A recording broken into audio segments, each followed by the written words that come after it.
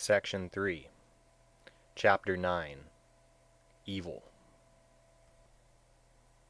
If a man would hasten towards the good, he should keep his thought away from evil. If a man does what is good slothfully, his mind delights in evil. If a man commits a sin, let him not do it again. Let him not delight in sin. Pain is the outcome of evil. If a man does what is good, let him do it again. Let him delight in it. Happiness is the outcome of good.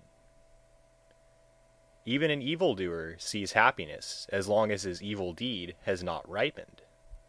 But when his evil deed has ripened, then does the evildoer see evil. Even a good man sees evil days, as long as his good deed has not ripened. But when his good deed has ripened, then does the good man see happy days. Let no man think lightly of evil, saying in his heart, "It will not come nigh unto me." Even by the falling of water drops, a water pot is filled. The fool becomes full of evil, even if he gather it little by little. Let no man think lightly of good, saying in his heart, "It will not come nigh unto me." Even by the falling of water drops, a water pot is filled. The wise man becomes full of good, even if he gather it little by little. Let a man avoid evil deeds, as a merchant, if he has a few companions and carries much wealth, avoids a dangerous road, as a man who loves life avoids poison. He who has no wound on his hand may touch poison with his hand. Poison does not affect one who has no wound, nor is there evil for one who does not commit evil. If a man offend a harmless, pure, and innocent person, the evil falls back upon that fool, like light dust thrown up against the wind. Some people are born again. Evildoers go to hell. Righteous people go to heaven. Those who are free from all worldly desires attain nirvana. Not in the sky, not in the midst of the sea, not if we enter into the clefts of the mountains, is there known a spot in the whole world where death could not overcome the mortal. Chapter 10. Punishment. All men tremble at punishment. All men fear death. Remember that you are like unto them, and do not kill, nor cause slaughter. All men tremble at punishment. All men love life. Remember that thou art like unto them, and do not kill, nor cause slaughter. He who seeking his own happiness punishes or kills beings who also long for happiness, will not find happiness after death. He who seeking his own happiness does not punish or kill beings who also long for happiness, will find happiness after death. Do not speak harshly to anybody. Those who are spoken to will answer thee in the same way. Angry speech is painful, blows for blows will touch thee. If, like a shattered metal plate, thou utter not, then thou hast reached nirvana. Contention is not known to thee. As a cowherd with his staff drives his cows into the stable, so do age and death drive the life of men. A fool does not know when he commits his evil deeds, but the wicked man burns by his own deeds, as if burnt by fire. He who inflicts pain on innocent and harmless persons will soon come to one of these 10 states. He will have cruel suffering, loss, injury of the body, heavy affliction, or loss of mind, or misfortune coming from the king, or a fearful accusation, or loss of relations, or destruction of treasures, or lightning fire, will burn his houses. And when his body is destroyed, the fool will go to hell. Not nakedness, not plaited hair, not dirt, not fasting, or lying on the earth, not rubbing with dust, not sitting motionless, can purify a mortal who has not overcome desires. He who, though dressed in fine apparel, exercises tranquility, is quiet, subdued, restrained, chaste, and has ceased to find fault with all other beings, he indeed is Brahmana, an ascetic, Sramana, a friar, Bhiksu. Is there in this world any man so restrained by humility that he does not mind reproof, as a well-trained horse the whip? Like a well-trained horse, when touched by the whip, be ye active and lively, and by faith, by virtue, by energy, by meditation, by discernment of the law, you will overcome this great pain of reproof, perfect in knowledge and in behavior, and never forgetful. Well-makers lead the water wherever they like. Fletchers bend the arrow. Carpenters bend a log of wood. Good people fashion themselves. Chapter 11. Old Age. How is their laughter? How is their joy, as this world is always burning? Why do you not seek a light, ye who are surrounded by darkness?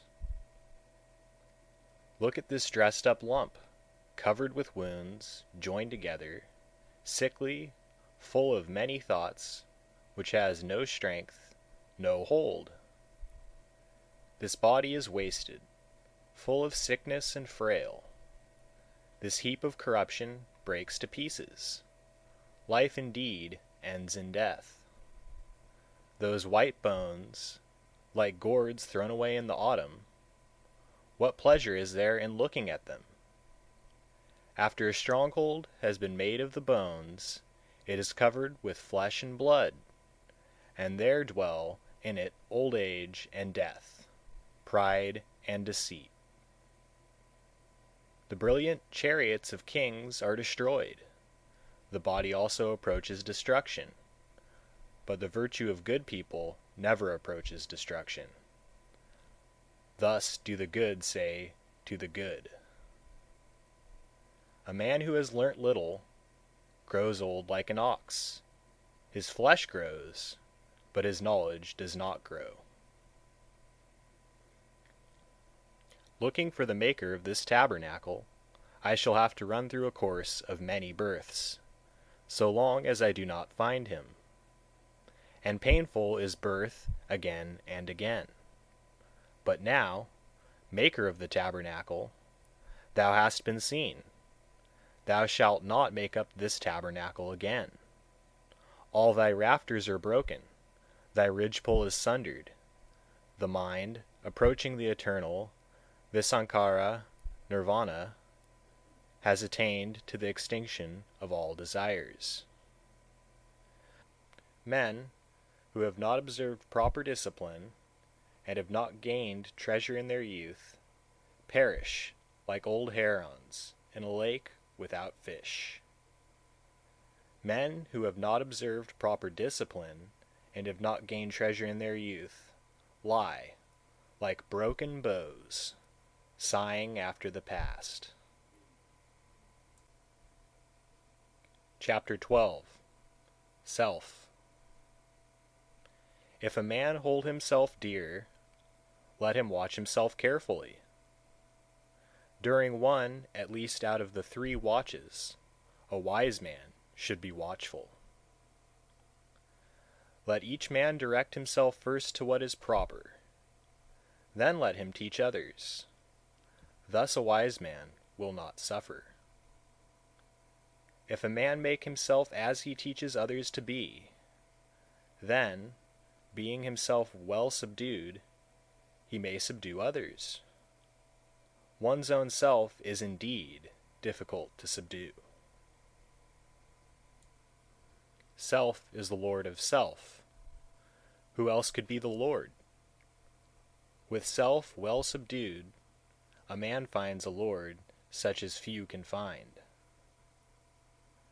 The evil done by oneself, self-begotten, self-bred, crushes the foolish, as a diamond breaks a precious stone. He whose wickedness is very great brings himself down to that state where his enemy wishes him to be, as a creeper does with the tree which it surrounds. Bad deeds and deeds hurtful to ourselves are easy to do. What is beneficial and good, that is very difficult to do.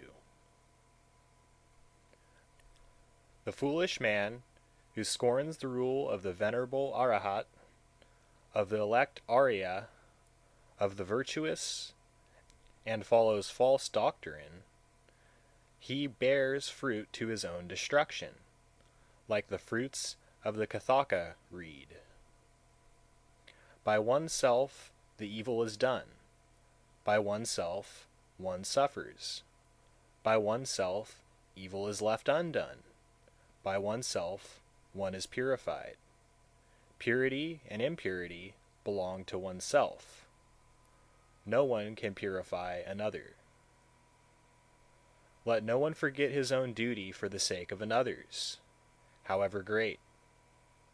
Let a man, after he has discerned his own duty, be always attentive to his duty.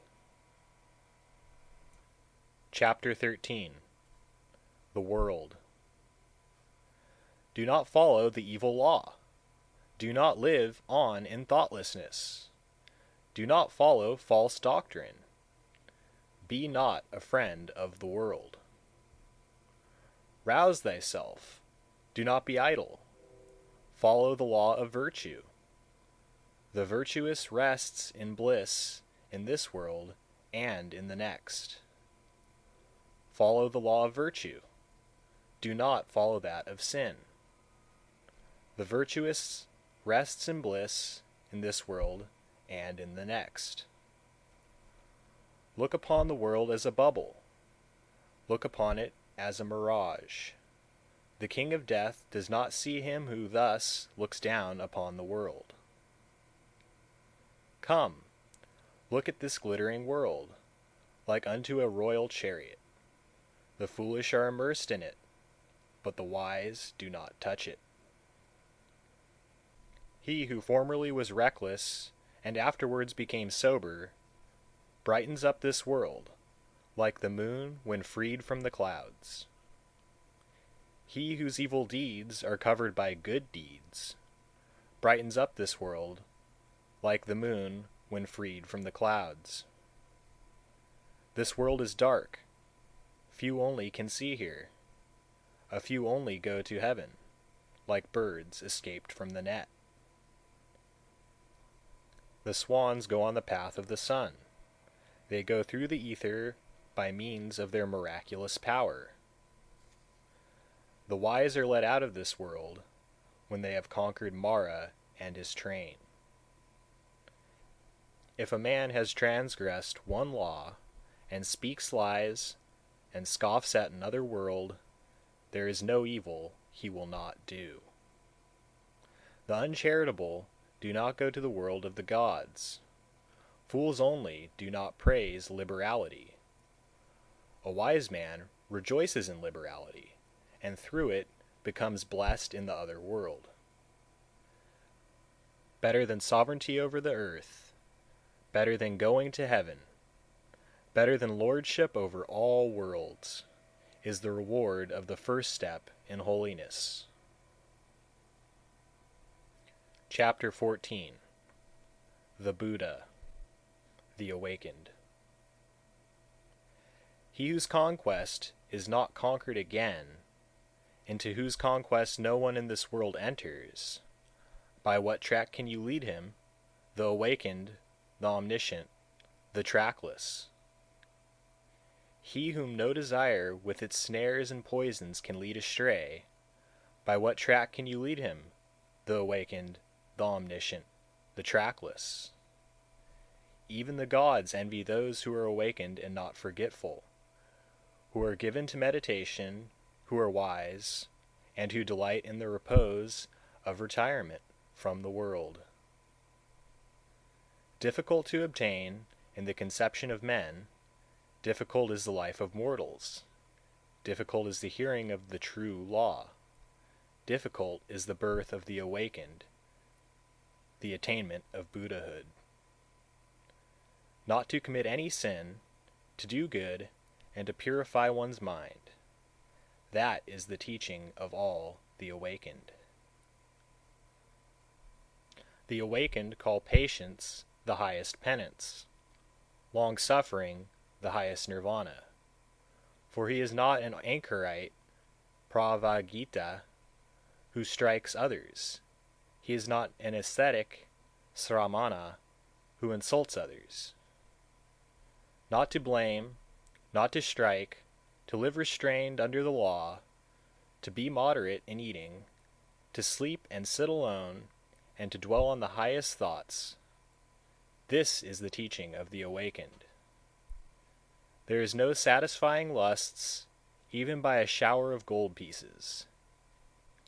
He who knows that lusts have a short taste and cause pain, he is wise.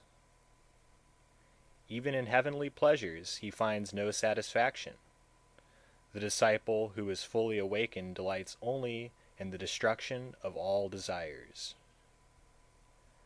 Men, driven by fear, go to many a refuge, to mountains and forests, to groves and sacred trees. But that is not a safe refuge. That is not the best refuge. A man is not delivered from all pains after having gone to that refuge. He who takes refuge with Buddha, the law, and the church, he who with clear understanding sees the four holy truths, viz., pain, the origin of pain, the destruction of pain, and the eightfold holy way that leads to the quieting of pain. That is the safe refuge, that is the best refuge. Having gone to that refuge, a man is delivered from all pain. A supernatural person, a Buddha, is not easily found. He is not born everywhere. Wherever such a sage is born, that race prospers. Happy is the arising of the awakened. Happy is the teaching of the true law. Happy is peace in the church. Happy is the devotion of those who are at peace. He who pays homage to those who deserve homage, whether the awakened Buddha or their disciples, those who have overcome the host of evils and crossed the flood of sorrow, he who pays homage to such as have found deliverance and know no fear, his merit can never be measured by anybody.